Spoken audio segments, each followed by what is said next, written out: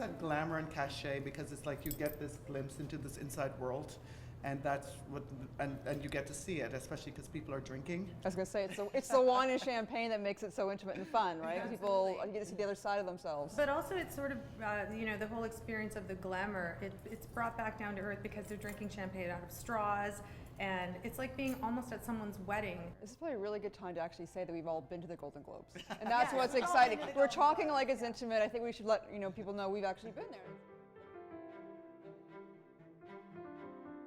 I was remembering the party, I had a drink, I was walking around, I sort of took a step back, because I think I saw Susan Sarandon, I was kind of impressed, and I took a step back and I backed into it. It was Clint Eastwood. And I was like, oh my God. So then I said, oh, I'm sorry, and I took another step back, and then there was backed into Kevin Costner, who was like 6'1", and like they totally stood up to what you thought they should be, like they were really strong, powerful men. You talk about star power and how it emanates off people, and I'll never forget Tom Cruise behind me coming through one of many secret doors that they have at these ballrooms, and just simply saying to me, excuse me please, because I was standing at the bar, and I felt him before he even spoke. That just star power emanates off some of these people. It could have been the Scientology. It could have been. I remember meeting Hugh Jackman, and he was with his wife, who's also an actor.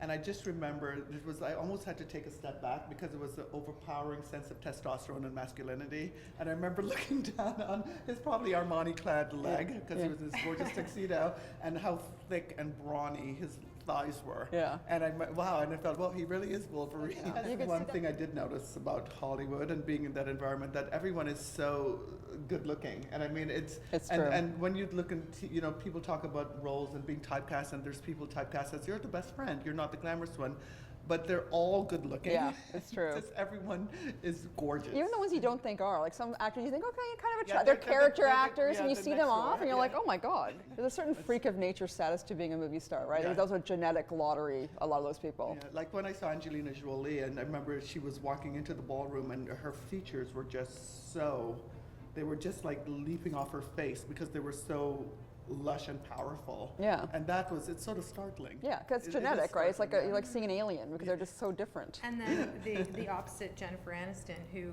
is so much more beautiful in person, her skin, her makeup, her hair, and she's so natural, that California girl, and she just comes into the room and your jaw drops when you see her in person.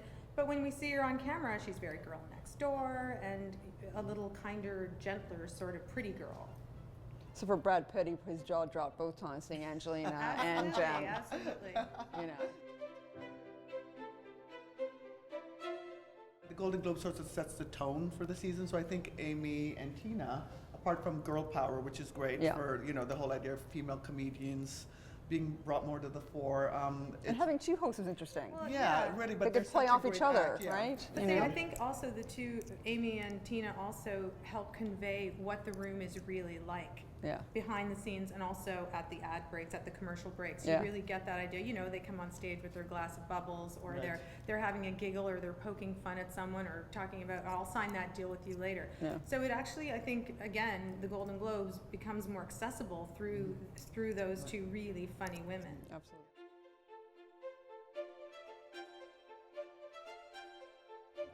When you're in the ballroom, you don't feel any less prestigious than anyone else. George I felt Clooney flawless. George Clooney will walk right